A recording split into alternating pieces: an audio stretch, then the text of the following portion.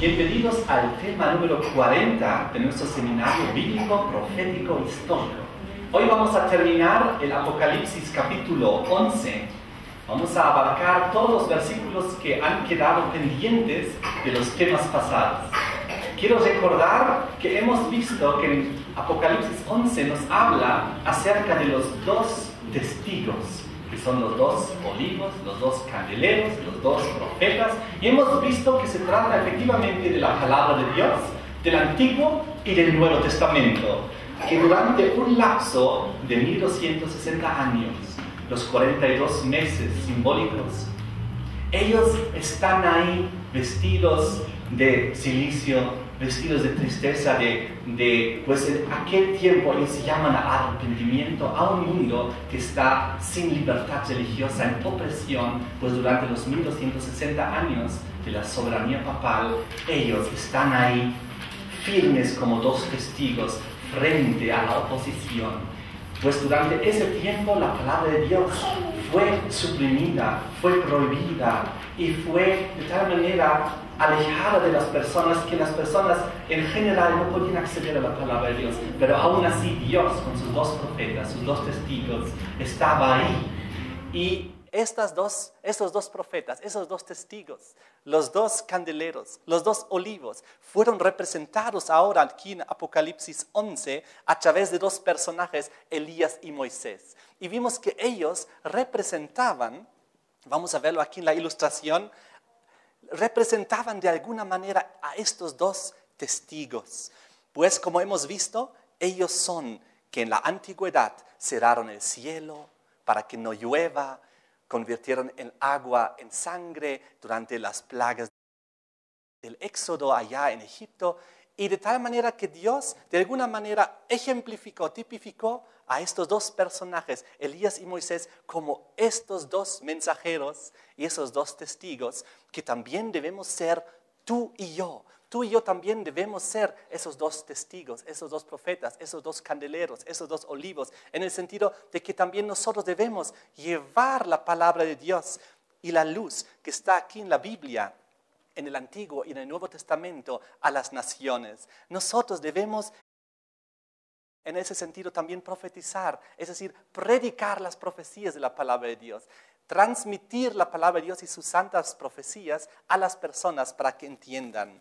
Ahora, lo que vimos en el tema pasado también es que en el Nuevo Testamento estos dos personajes, Elías y Moisés, aparecen una vez unidos allá en el monte de la Transfiguración. Y en el Antiguo Testamento también los dos personajes aparecen una vez unidos en un pequeño pasaje en el libro de Malaquías 4 al 6, donde estos dos personajes están representados juntos. Lo que vimos y lo que vemos en Apocalipsis 11 es una aplicación dual de estos dos personajes representando el Antiguo y el Nuevo Testamento y representando todos aquellos que llevan el mensaje del Antiguo y Nuevo Testamento al mundo. Ahora, lo interesante es que Moisés representa el pasado.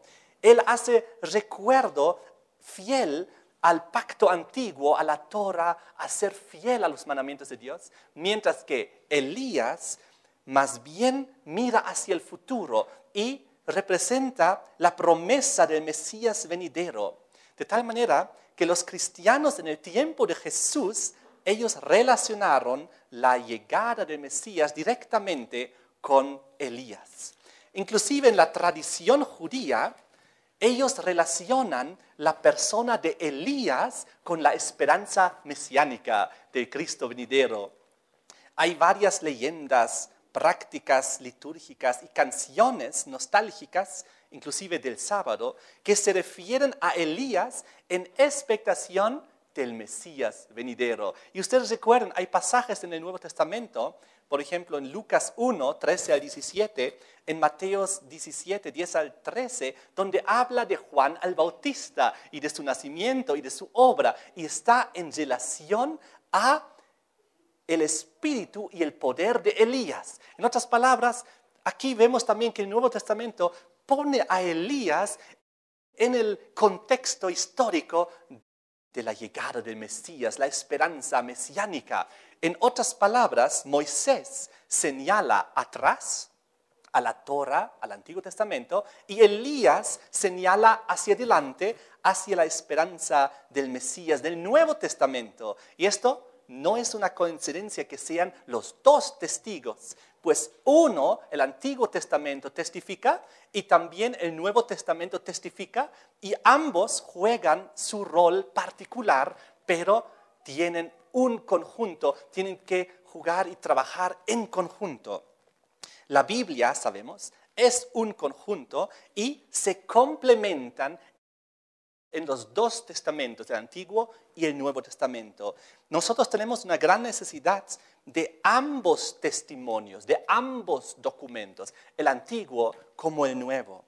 Y la Biblia también hace referencia a estas dos personas en Apocalipsis 11 que transmiten y dando a entender como un marco hacia algo muy personal de que son personas de las cuales en realidad se trata. En realidad no se trata de un libro físico, unas palabras, unas letras, sino de las personas que lo leen, que lo aceptan, que lo creen y en las cuales esto se convierte en una realidad en sus vidas y que luego las personas comienzan a transmitir, a vivir y a proclamar esta palabra y a vivir según ella y según sus esperanzas y según sus promesas y según sus doctrinas y sus profecías. De tal manera que en realidad es algo mucho más personal y por eso Dios pone en Apocalipsis 11 la Biblia, el Nuevo Antiguo Testamento, en algo muy personal, en experiencias de personas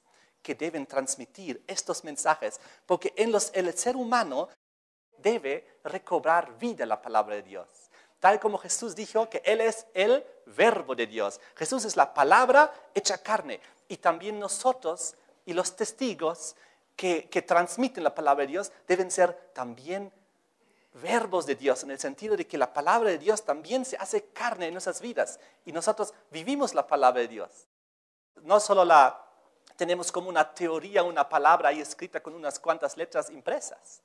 Y de esta manera, los judíos, vamos a ver aquí en la ilustración, los judíos preservaron el Antiguo Testamento y las profecías del Antiguo Testamento. Y los cristianos preservaron el Nuevo Testamento y las profecías del Nuevo Testamento. Y ambos lo hicieron con mucho cuidado. Lo que ocurre es que los cristianos que transmitieron el Nuevo Testamento, ellos llevaron el mensaje de gracia, de amor al mundo entero. Y es muy importante saber que sin ellos, sin los judíos que preservaron el Antiguo Testamento y los cristianos que preservaron el Nuevo Testamento, hoy en día los santos escritos no existiesen. Hoy en día no tuviéramos la Biblia si no fuese por aquellas personas durante toda la historia humana que preservaron fielmente la palabra de Dios. Ahora, esta palabra de Dios es un testimonio que debe convertirse en carne y sangre en nuestras vidas. Pues la Biblia, sin los testigos que la transmiten, que la viven, que creen en ella, la Biblia sería un libro sin voz, sería empolvado en un museo. Pero nosotros sabemos que no es así, pues existen personas que son relacionados, que son ejemplificados por estos testigos, por estos profetas que transmiten y viven la palabra de Dios. Ahora, juntos, el Antiguo como el Nuevo Testamento son siempre una unidad, pero desafortunadamente ha sido históricamente separada. Históricamente, los judíos que preservan el Antiguo Testamento, ¿qué han hecho con el Nuevo? Lo han rechazado. Y hoy en día los cristianos que tenemos el Nuevo Testamento, muchos de ellos rechazan el Antiguo Testamento. De tal manera que tratan de separar los dos testigos. Pero no se puede separar los dos testigos, porque van juntos, tienen que profetizar juntos, se complementan el uno con el otro, tienen que sobrevivir juntos, se necesitan el uno al otro, se iluminan mutuamente y también se complementan mutuamente. Si quitamos el Antiguo Testamento, el Nuevo Testamento se distorsiona. Si quitamos el Nuevo Testamento, el Antiguo Testamento por sí mismo tampoco revela la luz completa. De tal manera que los dos tienen que ir juntos.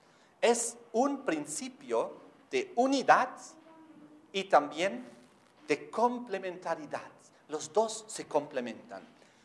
El Antiguo Testamento, para dar un ejemplo, el libro de Daniel que hemos visto, sin Daniel no podemos entender el Apocalipsis.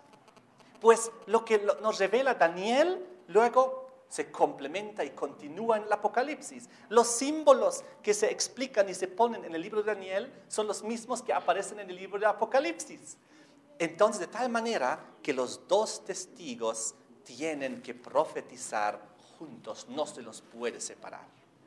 Ahora vamos a Apocalipsis capítulo 11 y llegamos al siguiente versículo en cuestión, que es el versículo 7. Muy importante lo que viene ahora. Cuando hayan acabado su testimonio, los dos testigos, ¿durante cuánto tiempo tenían que profetizar? ¿Recuerdan el versículo 3? Daré a mis dos testigos que profeticen por 1260 días vestidos de cilicio. 1260 días que se convierten en años, 1260 años que ya sabemos gracias al libro de Daniel 7 y otros capítulos más, 8 y 12, que se trata de la soberanía papal de 538 a 1798.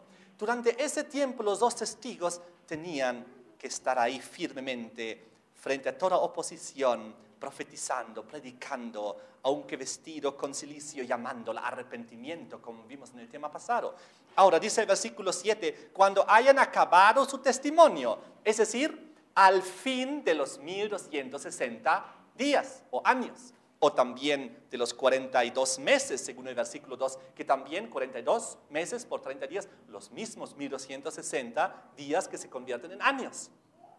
Versículo 7, cuando hayan acabado su testimonio al fin de los 1260, es decir, en 1798, la bestia que sube del abismo hará guerra contra ellos y los vencerá y los matará. Oh, tremendo. Aquí nos indica que en 1798, al cabo de los 1260 años proféticos, surge una bestia, ¿de dónde? Del abismo. ¿Y qué hace la bestia del abismo con la palabra de Dios, con los dos testigos del Antiguo y Nuevo Testamento? Hace guerra contra ellos. De tal manera, dice la Biblia en el versículo 7, que los vence y los mata.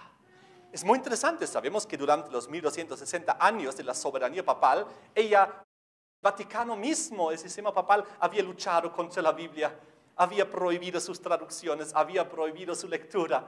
Pero ahora vemos que surge una potencia al cabo de los 1260 que lucha aún peor contra la palabra de Dios, de tal manera que hace guerra directa contra la Biblia, matándola. Eso es muy interesante. En primer lugar, ¿qué significa que sale del abismo? Todas las bestias que hemos visto hasta el momento en Daniel capítulo 7, del 1 al 7, recordamos, salieron del mar. El león salió del mar, Babilonia. El mar era una representación de ¿qué? Pueblos, muchedumbres, naciones y lenguas. Entonces, Babilonia, el león salió de entre las muchedumbres. Luego el siguiente, el oso, Medo-Persia, también había salido del mar, de entre las muchedumbres. Luego el leopardo, Grecia, igual había salido del mar, de entre las muchedumbres. Y siempre a través de las guerras. Siempre por guerra surgió y conquistó una nación a la otra y surgió ella misma. Luego la cuarta bestia de Daniel 7 era la terrible y espantosa, aquel dragón, Roma. En sus dos fases, Roma imperial, que luego se transformó en Roma papal. El hierro, recuerden de Daniel 2, el hierro que continúa hasta el fin de la historia humana. Entonces, vimos que ahora en Apocalipsis 11, versículo 7, surge por primera vez una bestia que sale ¿de dónde? Del abismo. Otra simbología. Sabemos que una bestia según Daniel 7, 17, es un reino o un imperio que surge, que sale. Entonces aquí tenemos nuevamente algún poder, algún reino que se levanta y hace guerra y pone fin a la bestia que había estado reinando durante 1260 años, que era aquí la cuarta de Daniel 7, Roma, su segunda fase, su fase de religiosa papal del Vaticano, que duró durante la soberanía papal 2260 hasta 1798, y entonces ahí surge una nueva potencia que pone fin a la anterior, tal como en Daniel 7, siempre cuando surgió una nueva bestia es porque conquistó la anterior, porque venció la anterior, siempre por la guerra, por la violencia. En Daniel 7 era ejemplificado por los vientos bélicos que pelean y guerrean en el gran mar, entre las muchedumbres. Ahora, aquí en Apocalipsis 11, versículo 7, nuevamente dice que cuando al cabo de los 1260 años, cuando han acabado su testimonio los dos testigos, la bestia que sube del abismo hace guerra contra ellos, los vencerá y los matará.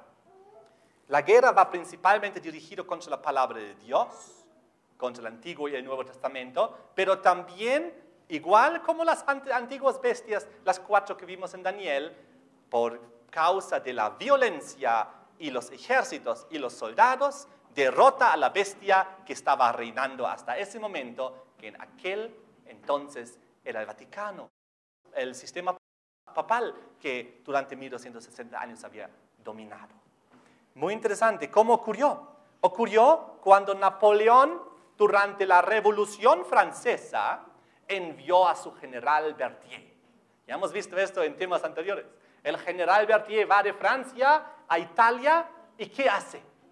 Va al Vaticano y toma preso ¿a quién? Papa Pío VI. Y Papa Pío VI es llevado al exilio a Francia y muere ahí. Les quiero recordar esto de la cita de este libro acerca de Juan Pablo II, el Vaticano y el Papado, donde se muestra toda la historia del Vaticano. Y aquí en la página 122 se muestra todos los papas que hubo en la historia. Y acerca de Papa Pío VI dice lo siguiente: en 1798, cuando se produce la ocupación de Roma por los franceses, en plena Revolución Francesa, el Papa es detenido en su exilio, conducido a Briancón y luego a Valence. Muere prisionero a orillas del Ródano. Entonces, de tal manera, el Vaticano, que había dominado durante más de 1000 años en Europa, recibió una herida mortal, una herida, un golpe muy duro, pero del cual se recuperó, como veremos en otro tema, en un cierto proceso de recuperación. Ahora, lo interesante es que esta bestia en Apocalipsis 11, versículo 7, que sube y sube del abismo y hace guerra contra la Biblia, es la Revolución Francesa. Pues fue Francia, a través de la Revolución Francesa, a través de Napoleón, que envió su general Berthier y puso fin y quebró aquel poder que había dominado los 1260 años anteriores. Entonces, aquí vemos Francia surgir. ¿Y por qué surge del abismo en su Revolución Francesa? Porque el abismo no tiene fundamento. El abismo no tiene fundamento, es una potencia atea.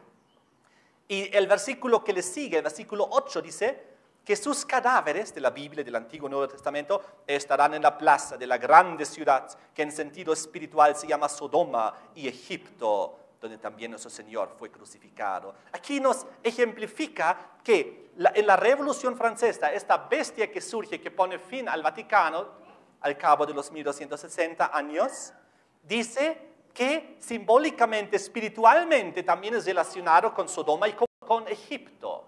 Ahora, Egipto refuerza el concepto que esta bestia sale del abismo, de un lugar sin fundamento, del ateísmo. Porque fue justamente Egipto, que ahora es representada, ejemplificada como Francia en su Revolución Francesa, que justamente Egipto que negó a Dios, que su esencia misma era la negación del Dios verdadero. Recordemos que eso está aquí en Éxodo capítulo 5, versículo 2.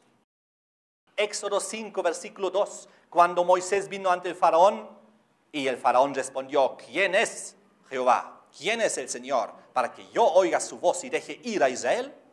yo no conozco a Jehová, yo no conozco al Señor, ni tampoco dejaré ir a Israel. Aquí vemos que Egipto fue la nación que más resistió y peleó contra Dios, contra la verdad, negando la existencia del Dios verdadero como ninguna nación antes de ella. Y ahora en la Revolución Francesa, Francia es representada también espiritualmente como Egipto. ¿Por qué? Porque Francia repite la historia, niega la existencia de Dios en la Revolución Francesa, se pone en contra de Dios, hace guerra contra la Biblia de tal manera, y negando la existencia de Dios, que en el año 1793, al inicio de la Revolución Francesa, por un acto solemne de legislatura y del pueblo de Francia, el evangelio fue abolido en Francia por ley. Entonces, la Asamblea Constituyente francesa promulgó un decreto prohibiendo la Biblia. Y esto ocurrió justamente en 1793.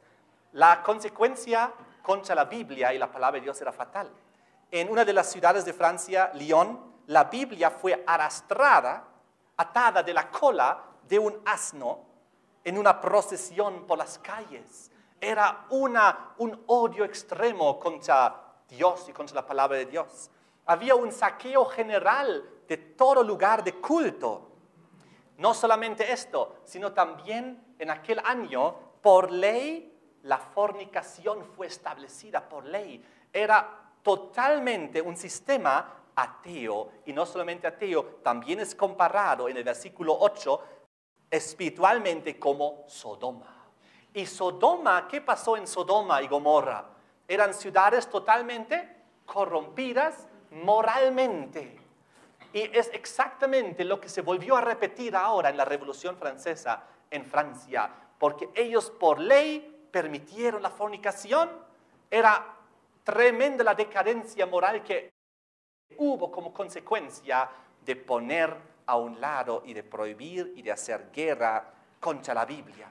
Sucede que el 1 de noviembre de aquel año, voy a poner aquí la ilustración de la Revolución Francesa, el 1 de noviembre de 1793, Gobet, con los sacerdotes, el obispo de republicanos de París, había arrojado la sotana y abjurado la religión, diciendo, ya no más religión.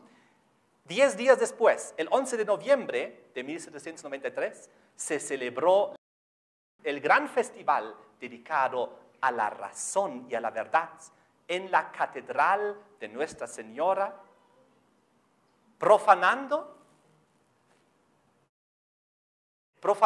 y denominándolo el templo de la razón. Ahora, la catedral de Nuestra Señora se refiere a la Virgen María que había allá en París, en Francia, era la catedral más importante de Francia y de la capital de París.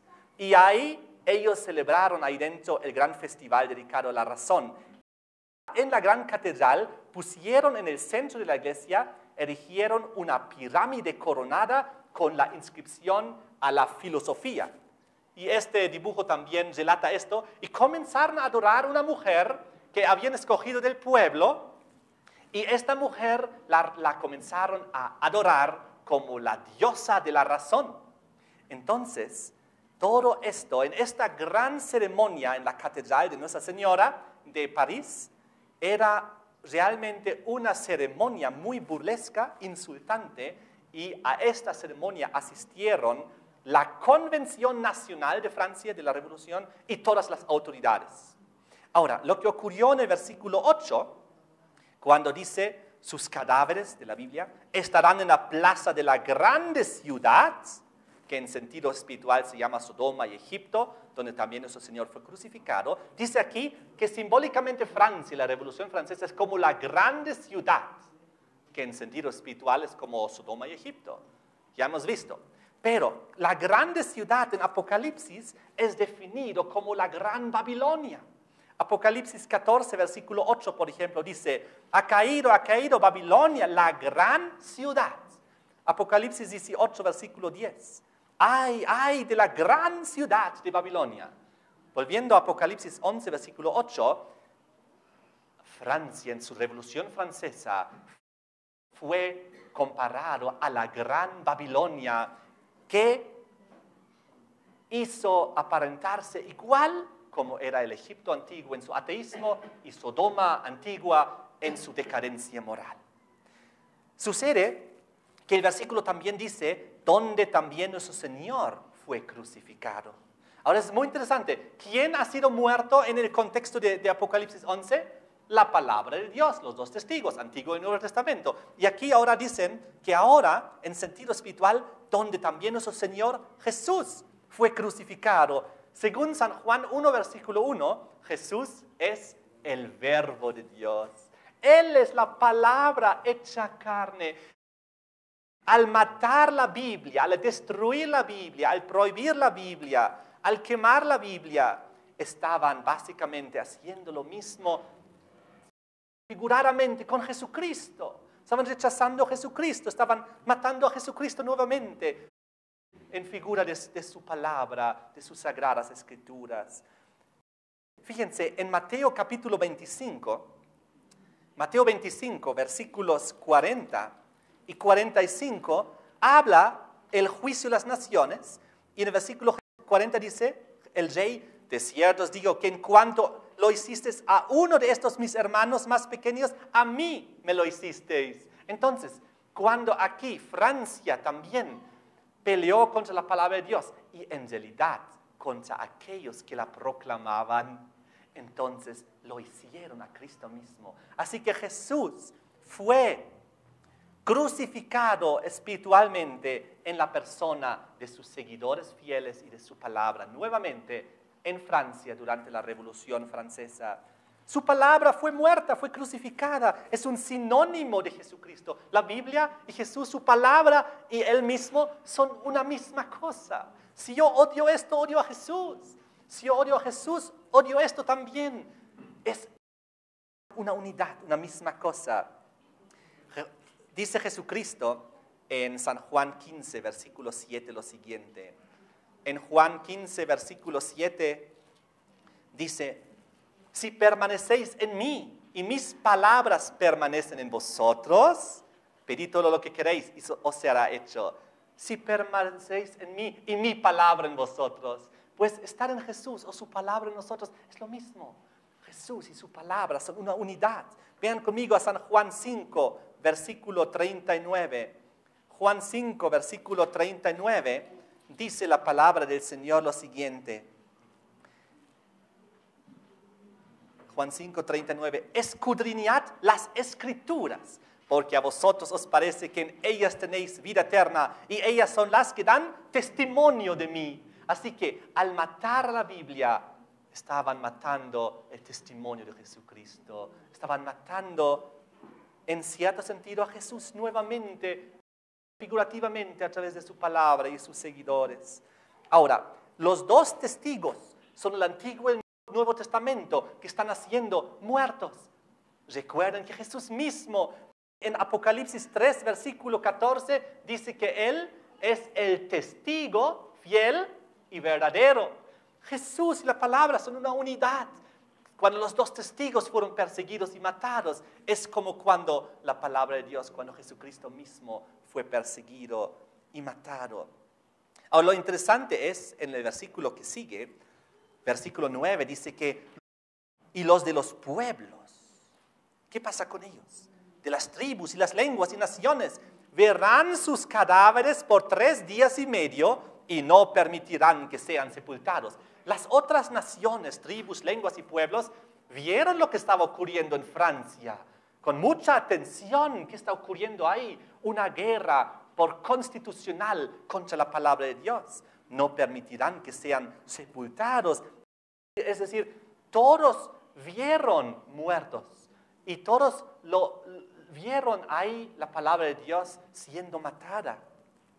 No fue sepultado para que todo lo vea, para que cualquier persona lo vea y lo sepa. Ahora, los 3 tiempos y medio, los 3 días y medio, lo vamos a ver en unos instantes. De todas maneras, el versículo sigue como la reacción de la población mundial. Versículo 10. Los moradores de la tierra se regocijaron sobre ellos, se alegraron y se enviaron regalos unos a otros. ¿Cuál era la reacción mundial cuando la Biblia fue matada? Fue alegría, gozo. ¿Por qué dice la Biblia aquí? Porque esos dos profetas, el Antiguo y Nuevo Testamento, con sus profecías, habían atormentado a los moradores de la tierra. ¿En qué sentido la palabra de Dios había atormentado a los moradores de la tierra? Vean conmigo a San Juan 16, versículo 20. Juan 16, versículo 20 dice: de cierto os digo, que vosotros lloraréis y lamentaréis, pero el mundo, ¿qué cosa? Se alegrará. Cuando Jesucristo murió en la cruz y estaba 3 días allá en la tumba, ¿cómo era la reacción del mundo? Se alegró. ¿Y cuál era la reacción de sus seguidores? Llorarán y lamentaron. Ahora, lo mismo ocurrió cuando la palabra de Dios es destruida. El mundo se alegra, se goza, se envían regalos, festejan este momento. ¿Por qué? Porque los dos profetas habían atormentado a los moradores de la tierra. Pues cuando la palabra de Dios te llega a tu corazón y tú no la aceptas, ¿qué pasa? Te atormenta tu conciencia, porque siempre te dice, tienes que transformarte, tienes que cambiar, si no vas a perderte, vas a recibir el castigo, no te vas a ir al cielo, vas a sufrir el infierno. Y la gente no quiere escuchar esas cosas, quiere vivir su vida sin la palabra de Dios, sin mala conciencia, vivir la vida, comer bien, beber bien, divertirse, que nadie venga y te cause una mala conciencia y te atormente con esas cosas. Y una vez que la palabra de Dios aquí en Francia fue muerta durante 3 días y medio, entonces eso era la reacción del mundo. Pero ¿qué dice en el versículo 11? Después de los 3 días y medio, entró en ellos el espíritu de vida enviado por Dios. La Biblia que estaba Antiguo y Nuevo Testamento 3 días y medio muerto, en ellos entró el espíritu de Dios de vida y se levantaron sobre sus pies. Cayó gran temor sobre los que lo vieron y oyeron una gran voz del cielo que les decía, subid acá. Y subieron al cielo en una nube y sus enemigos los vieron. Aquí está ocurriendo lo mismo con Jesús. Jesús murió. Al 3er día resucitó. Y entonces Jesús se fue al cielo en una nube. Y, bien, en el caso de Jesús, cuando fue al cielo, sus discípulos lo vieron. Pero aquí, el mundo ve resucitar la palabra de Dios y llegar a ser victorioso en este mundo. Y los enemigos lo ven, pero no lo pueden detener, no lo pueden ya vencer. Han hecho su máximo esfuerzo.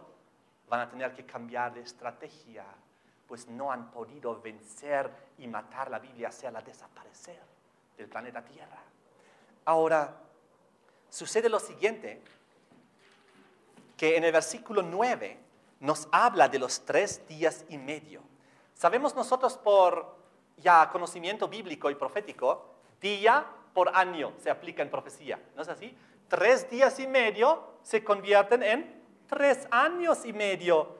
¿Saben? Ahora viene algo muy sorprendente. Fue en noviembre del año 1793 cuando la Convención Revolucionaria decretó abolir los servicios religiosos y la Biblia.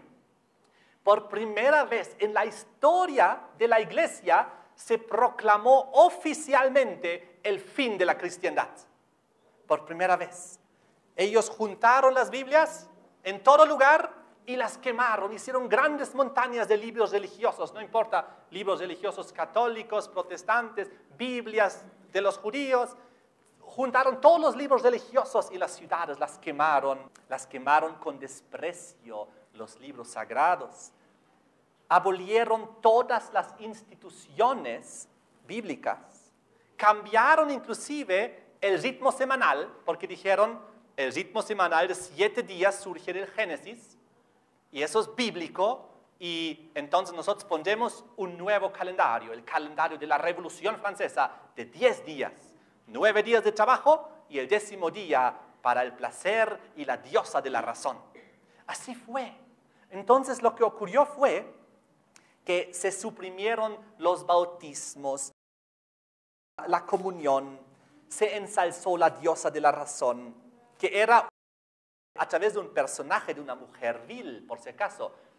La prostitución comenzó a crecer abundantemente y la diosa de la razón era una mujer prostituta que la comenzaron a adorar en la catedral, en las iglesias.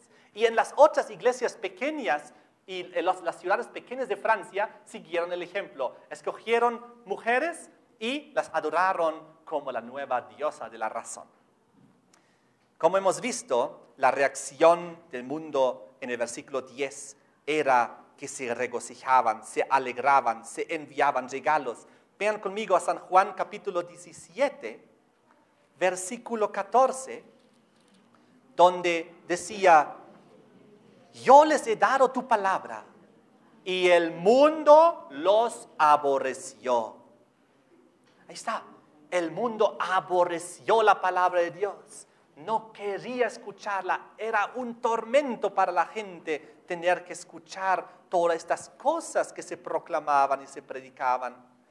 Pero, muy interesante, 3 años y medio que aquí nos hace recordar también a Elías, que también es mencionado en Apocalipsis 11, que durante 3 años y medio, recuerdan, se cerró el cielo y no hubo lluvia. Y aquí también, durante esos 3 años y medio, cuando fue prohibida la Biblia por ley, entonces había una sed espiritual, sed de la palabra de Dios, una sequía terrible. Ahora, lo que ocurrió fue que su alegría del versículo 10 duró poco. Pues la Biblia dice en el versículo 11 que después de los 3 días y medio, la palabra de Dios sale victoriosa, vida entra en ella, se levanta sobre sus pies, cae gran temor sobre los que lo ven y desde el cielo una voz: subid acá. Y subieron al cielo en una nube y los enemigos lo vieron y no lo pudieron detener. La Biblia, la palabra de Dios se recupera victoriosamente. Nadie ya puede detener su éxito y su triunfo. ¿Cómo ocurrió esto? 3 años y medio después. Recordemos que en noviembre de 1793 se prohibió en la Convención de la Revolución Francesa la Biblia. 3 años y medio después, justito, el 17 de junio de 1797, 3 años y medio después, nuevamente se reunió la Asamblea Francesa y esta vez abrogó el decreto y concedió tolerancia a las Escrituras. No había ni un voto disidente, ni uno levantó su mano para detener esto. La Asamblea General de Francia, ellos todos votaron nuevamente conceder tolerancia a las Escrituras, otra vez permitirla. Otra vez Francia comenzó a proclamar, y luego las otras naciones europeas occidentales, tolerancia y libertad de culto y de religión. Qué interesante. Aquella nación que se había levantado en contra de la Biblia, ahora se levanta en la primera que permite libremente la religión en Europa, y luego las otras revoluciones en los otros países europeos, los otros países siguieron el ejemplo. Ahora, en mayo, un mes antes de decretarse nuevamente la legalidad de la Biblia, en el concilio había un hombre que se llamaba Camilo Jordán. Era uno de los primeros legisladores de la Restauración en Francia. Él dijo en el concilio de los 500 lo siguiente: fe en Dios es para el Estado la mejor garantía de orden y estabilidad. Que todos nuestros ciudadanos estén hoy totalmente asegurados. Que todos los católicos, protestantes, bautizados o no bautizados, sepan que es la voluntad de los legisladores, como también la voluntad de la ley, que la libertad de culto es asegurada. Yo quiero renovar en su nombre la sagrada promesa: todas las religiones son libres en Francia. Y entonces en Francia se proclamó la libertad de culto. Desde entonces, la libertad religiosa en Francia se promulgó a varios otros países, y donde las tropas y las legiones francesas, los soldados, llegaron en Europa, ellos liberaron a los protestantes perseguidos y liberaron a los judíos de los guetos en los que estaban y los hicieron nuevamente como ciudadanos permitidos. Ellos llegaron, por ejemplo, a España y liberaron ahí a los judíos y los protestantes y permitieron que los judíos serían nuevamente ciudadanos reales en España y suprimieron la Inquisición a donde llegaron. Realmente había comenzado una nueva era con la Revolución Francesa.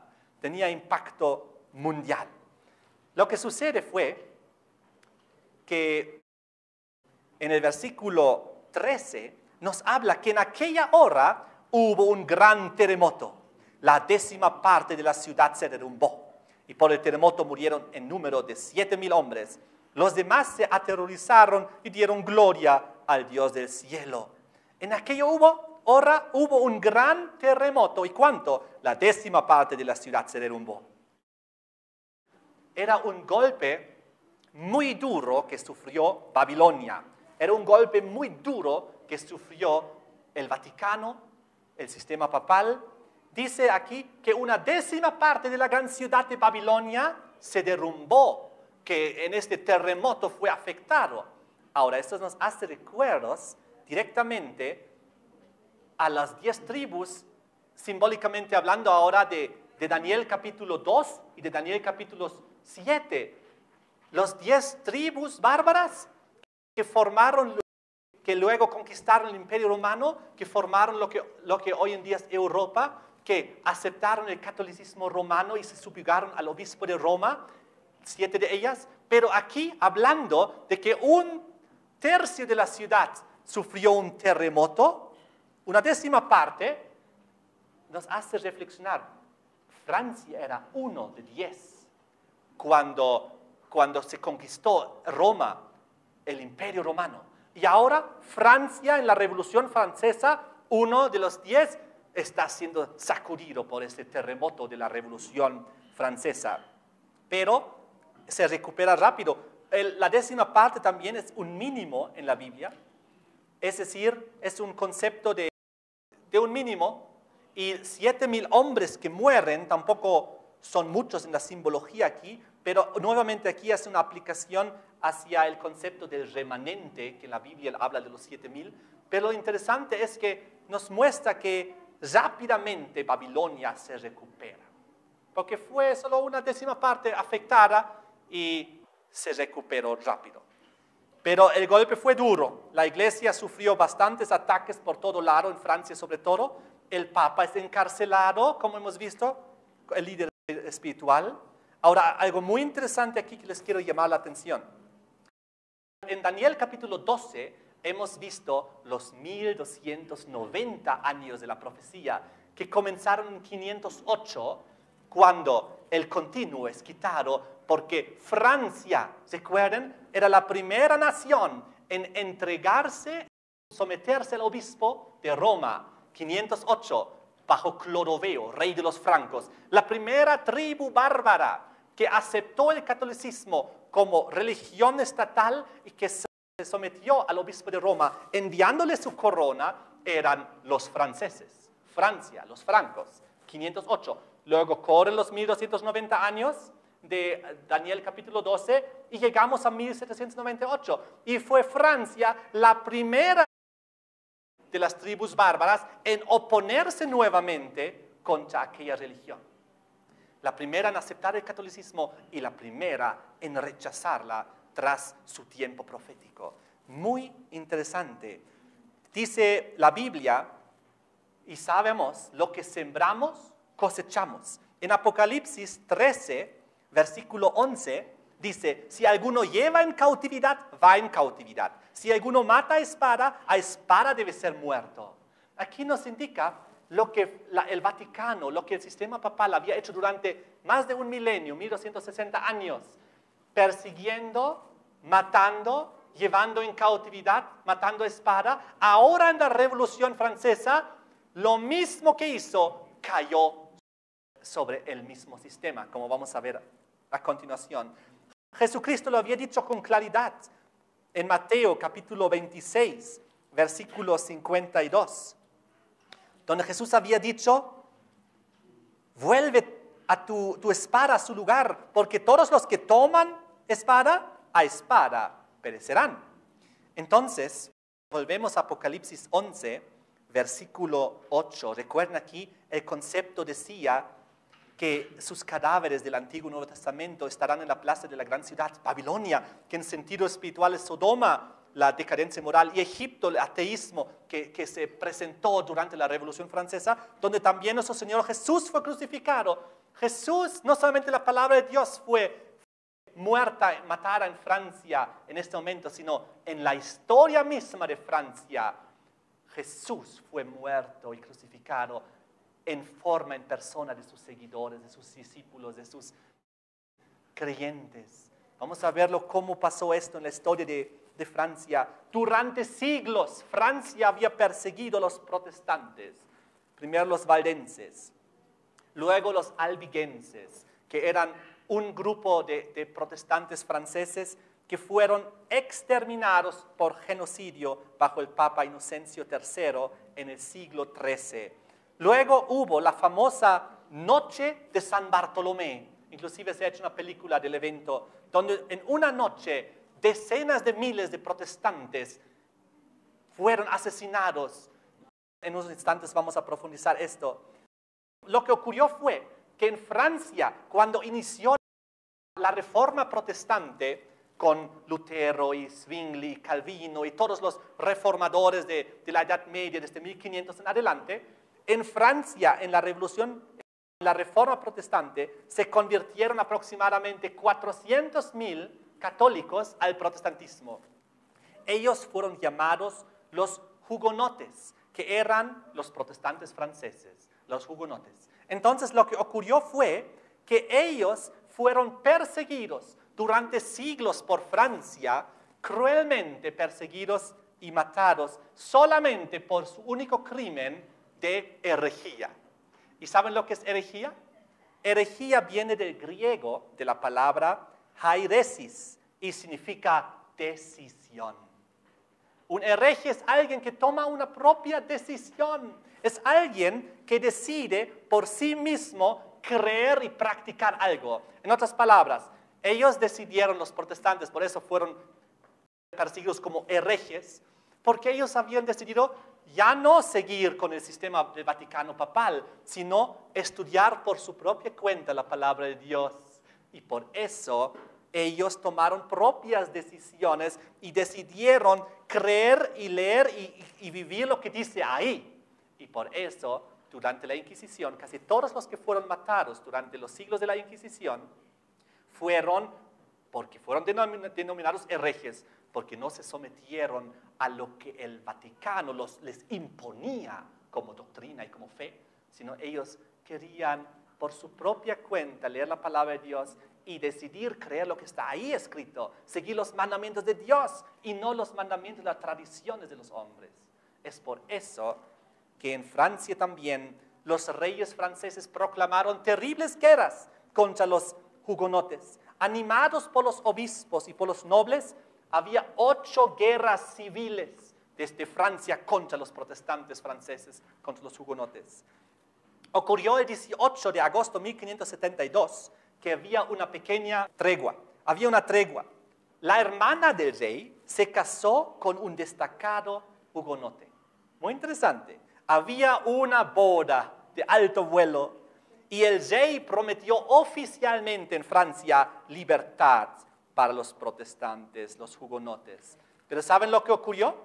La madre de la novia se puso muy furiosa y ella planificó la masacre de la noche de San Bartolomé. Ella dijo, ni siquiera había pasado una semana de la boda cuando a las 2 de la mañana sonó la campana en todas las ciudades de Francia. Y eso era la señal, salir a matar a los protestantes, a los hugonotes. En esta noche, solamente en París, murieron más de 8.000 personas. Y en toda Francia, entraron a las casas, la gente estaba durmiendo y los mataron todas las familias. Eso fue. Ahora, la reacción del Papa Gregorio, número 13, Papa Gregorio XIII, era que él celebró el acontecimiento haciendo pintar frescos y diseñar inclusive una medalla para recordar la ceremonia de la noche de San Bartolomé, una gran victoria contra los herejes. Tremenda la historia, pero pasaron varios años y un noble hugonote, se llamaba Henry de Navarre, heredó el trono de Francia. Se hizo, pero él católico, para complacer a la mayoría de sus súbditos. Él llegó a ser el rey Enrique IV. Ahora, él en el año 1598, apenas pocas décadas después de la noche de San Bartolomé, él promulgó el Edicto de Nantes. Y este Edicto de Nantes la hizo de tal manera legalmente que no pueda ser derogada, irrevocable. Y en este Edicto de Nantes, él concedía a los hugonotes muchas libertades.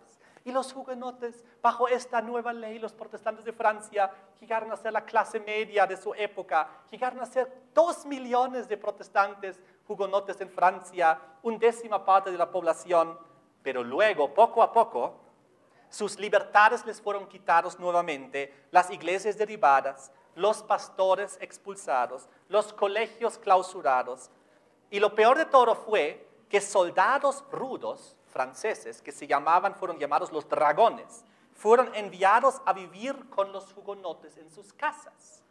Y ellos les hicieron la vida imposible a los pobres, con obscenidades, robos, vandalismo, tortura, violación, inclusive asesinato.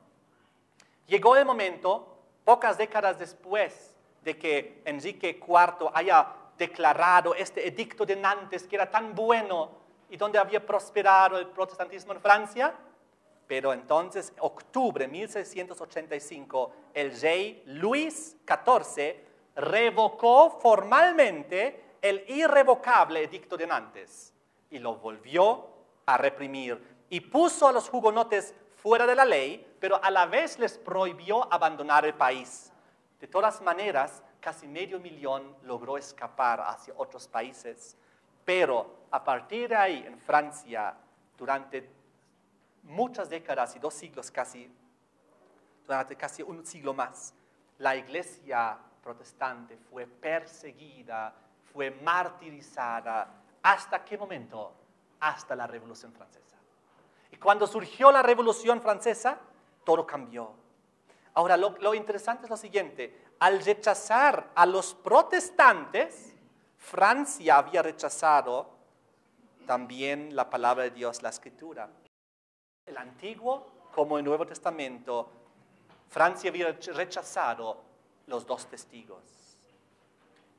Entonces, les quiero contar un poquito lo que había ocurrido antes de la Revolución Francesa. Los obispos de Francia llegaron a ser parte de la nobleza.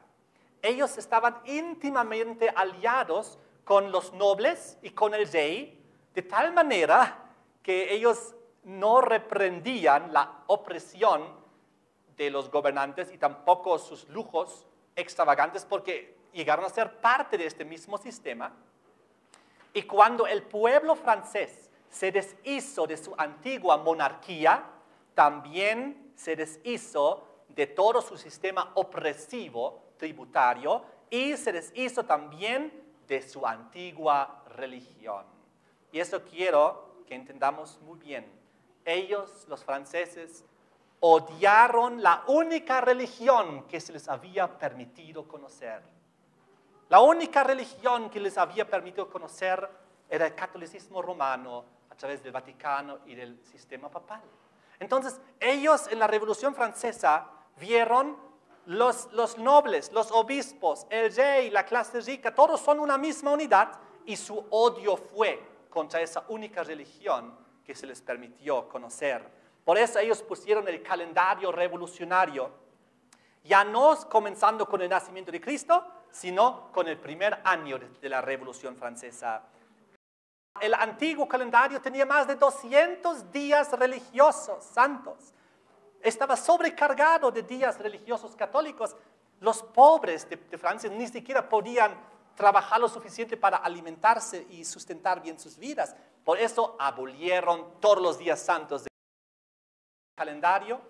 Inclusive sacaron el domingo, que era el día de descanso católico, que nosotros sabemos que era el último recuerdo de alguna manera de la creación del sábado. Y entonces ellos pusieron un nuevo calendario de 10 días. Inclusive cambiaron los nombres de los meses y en su nuevo calendario. Por ejemplo, lo llamaron mes nevoso, lluvioso, ventoso, etc. Ellos quemaron las Biblias. Las iglesias fueron clausuradas oficialmente. La gente, dicen algunos historiadores, bailaban desnudos en las catedrales, en las iglesias, en los cementerios, por su rechazo total contra todo lo que era el catolicismo y la religión que habían aprendido. Ellos sacaron los símbolos, los santos, las imágenes de los santos de las iglesias y pusieron en su lugar estatuas de sus mártires de la Revolución Francesa, levantando una religión revolucionaria y también la diosa de la razón. Una joven que fue adorada en las catedrales y en las iglesias. Era una profunda política de descristianización. Y ahora lo interesante es que ahora se aplica lo que vimos antes. El que mata a espada morirá. El que lleva en cautiverio acabará también. Lo que Roma había hecho durante 1260 años y había enseñado muy bien a sus súbditos, ahora eso recayó sobre ellos mismos. ¿Por qué? Los clérigos, más de 2,000, entre 2 y 5,000 sacerdotes fueron ejecutados por la guillotina, fusilados, etc. Más de 850 sacerdotes fueron enviados a las galeras para remar hasta morir, tal como ellos durante siglos habían enviado a los protestantes a las galeras, tal como ellos durante siglos habían ejecutado o martirizado a los protestantes, ahora lo recayó sobre ellos. Ellos, más de entre 30 y 40,000 sacerdotes, tuvieron que huir al exilio para salvar sus vidas, igual como los protestantes tuvieron que abandonar todas sus casas, negocios, amigos, para abandonar al exilio, para huir de la muerte. Más de 20,000 sacerdotes se quedaron en Francia, pero abdicaron de su vocación, como lo había hecho el obispo de París. Dejaron y abandonaron su religión.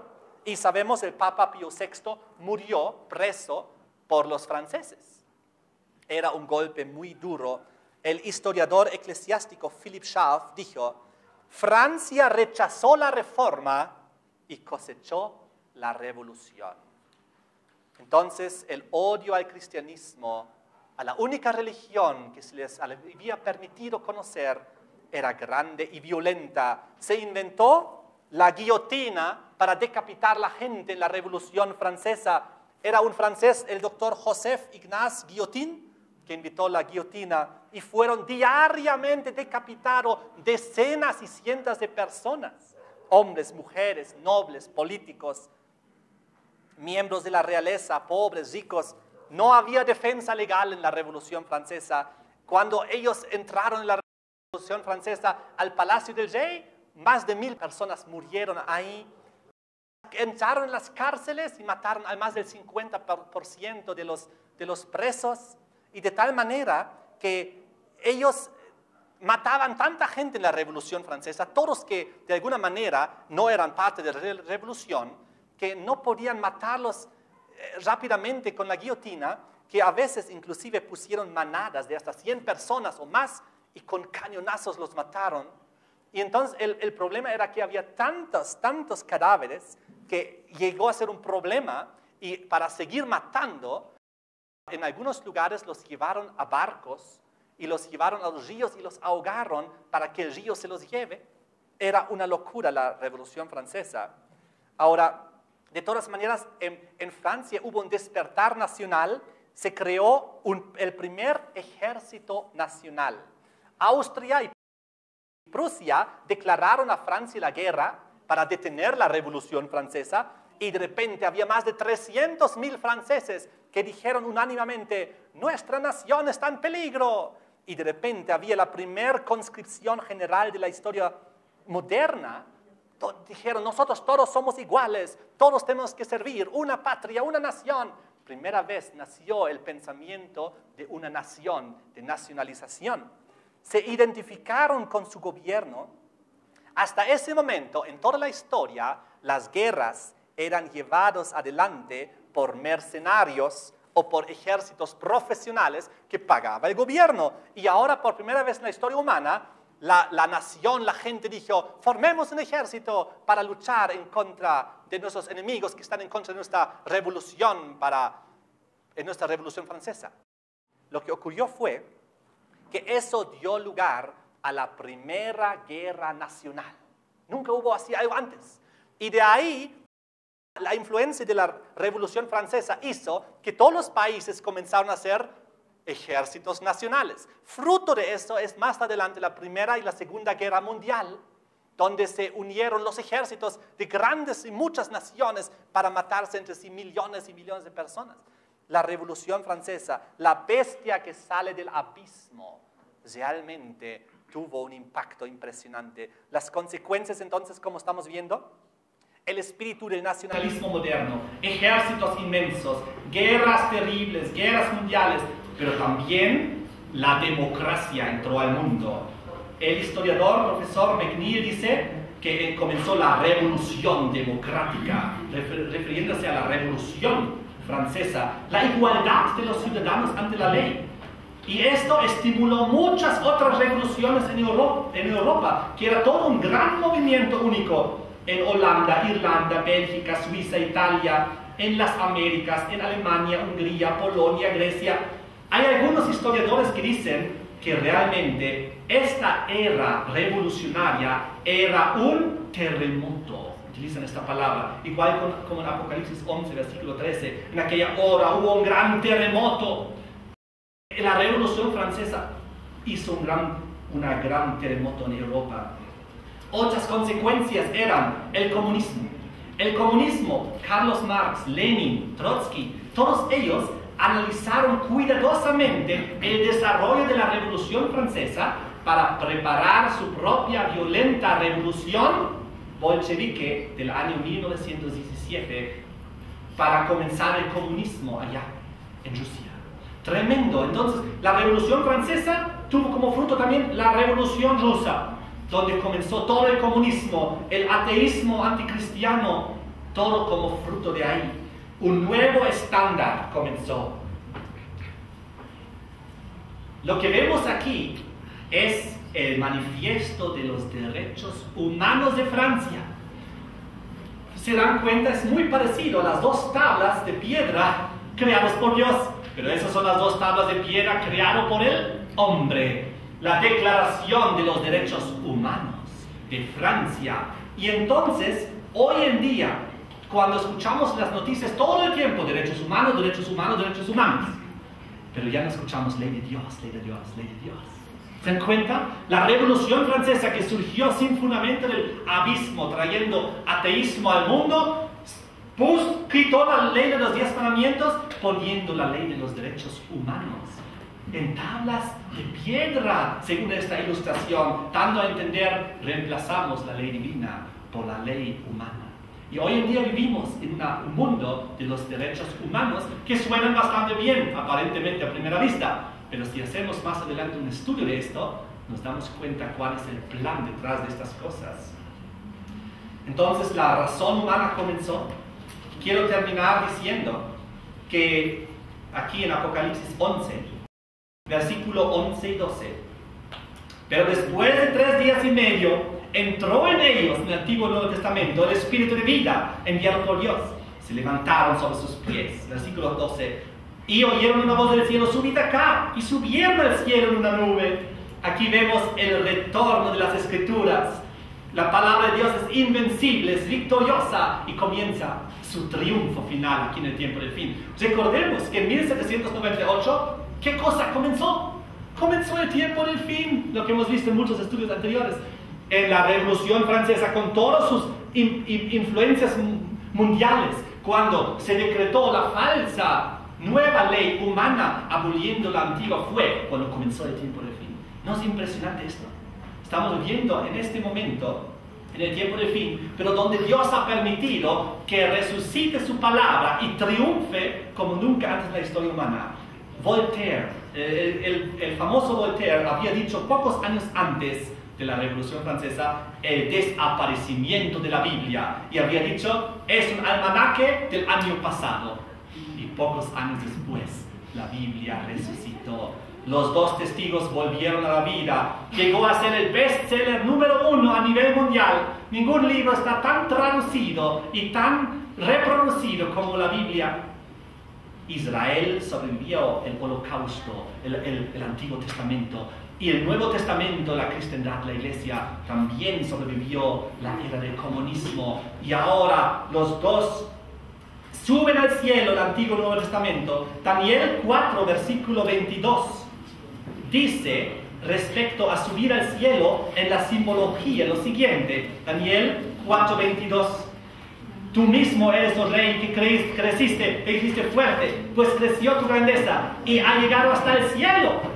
Fíjense, la expresión subir al cielo, llegar al cielo es una expresión de exaltación. La Biblia, Antiguo y Nuevo Testamento, fueron exaltados. ¿Qué pasó justo después de la Revolución Francesa? Justo después de los 3 años y medio donde fueron muertos, de repente se fundó la primera sociedad bíblica. Era la Sociedad Bíblica Británica, 1804.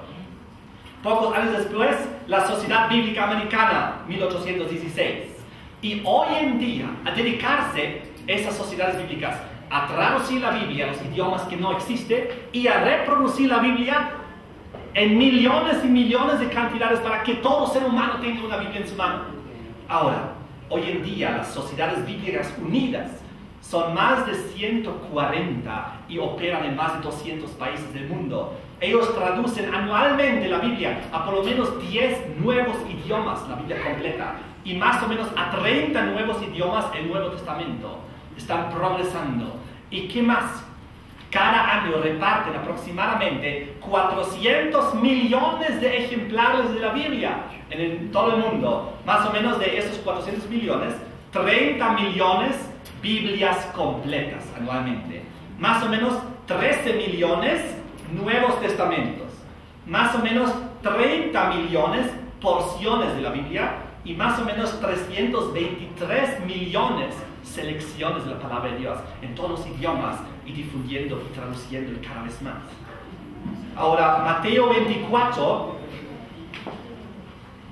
en un ratito vamos a ver. La época más brillante del cristianismo comenzó con este despertar de la Biblia, esa resurrección de la palabra de Dios, con su camino victorioso hacia el cielo. Era el reavivamiento evangélico. En todo el mundo, en la cristiandad, se dieron nuevas sociedades misioneras y empresas misioneras con una tremenda devoción y con extraordinarios y gigantescos siervos para Dios que fueron como misioneros a todo el mundo. La cristiandad llegó por primera vez en la historia a un movimiento mundial, global, en esta época. Sobrepasó a cualquier otra religión tras esos 3 días y medio que estuvo muerto y luego resucitó y comenzó su victoria en la palabra de Dios. Llegó a tener una influencia global sobre cualquier nación y sobre cualquier cultura, de tal manera que todos aquellos que lucharon contra la Biblia, que dijeron que iba a desaparecer, como el escéptico Voltaire, como Thomas Paine, que era parte de la Revolución Francesa, que dijo, yo detesto sinceramente al Antiguo Testamento. Toda esa gente que luchó contra la Biblia, ellos han muerto. ¿Qué es de toda esa gente ordinaria que agarró las Biblias y las echó a las llamas y comenzó a dedicarse al placer y a todas las cosas? Todos han muerto. Pero ¿qué es de la palabra de Dios? Sigue viva y sigue creciendo. Quiero terminando leyendo Mateo 24, versículo 35. Mateo capítulo 24, 35, donde Jesús dice, el cielo y la tierra pasarán, pero mis palabras no pasarán. Aunque el ser humano y el diablo y con todas sus agencias, sus sistemas y sus revoluciones intente matar y destruirla, Dios es más poderoso y Dios va a vencer, y los que están con Él también. Y si tú y yo estamos con el Señor, vamos a obtener la victoria igual. Y si vamos a morir, igual vamos a resucitar y ir al cielo. Y si es que no, igual que Moisés, que murió y resucitó y fue al cielo. Igual, si vivimos cuando venga Jesús, y somos uno de los testigos que vive cuando venga Jesús, seremos transformados en vida, y iremos vivos al cielo como lo fue Elías. De tal manera, no importa si somos un testigo de la palabra de Dios que tiene que morir, resucitaremos como Moisés. Igual si vivimos cuando venga Jesucristo, pero si somos un testigo fiel de su santa palabra, de su Antiguo y Nuevo Testamento, de sus profecías, igual iremos vivos al cielo. ¿No es maravilloso? Venceremos, obtendremos la victoria si nos mantenemos con Cristo. Y dice el libro de Isaías capítulo 40, versículos 7 y 8, Isaías 47 y 8. La hierba se seca, la flor se marchita, porque el viento del Señor sopla en ella. Ciertamente, como hierba es el pueblo. Secase la hierba, marchitase la flor, mas la palabra de Dios nuestro permanece para siempre. Y el último versículo que quiero leer está en 1 de Pedro, capítulo 1, versículo 23. 1 de Pedro 1, 23, que dice que la palabra de Dios no solamente está viva, sino nos da vida. 1 de Pedro 3, 1 de Pedro 1, versículo 23, donde dice la palabra del Señor: siendo nosotros renacidos, no de simiente corruptible, sino de incorruptible. ¿Por qué? Por la palabra de Dios que vive y permanece para siempre. Amén. Muchas gracias por ver este video. En este enlace puede ver el siguiente video, y en este enlace donde dice navegando del pasado al futuro.net está nuestra página web, donde puede encontrar todo este seminario bíblico, profético e histórico. Ahí va a encontrar también para compartir con sus amigos y a través de las redes sociales todos los videos, y también el audio y también los textos por escritos. De esta manera, que Dios te bendiga y comparte estos videos para que muchas más personas puedan conocer al Señor y la verdad profética y bíblica.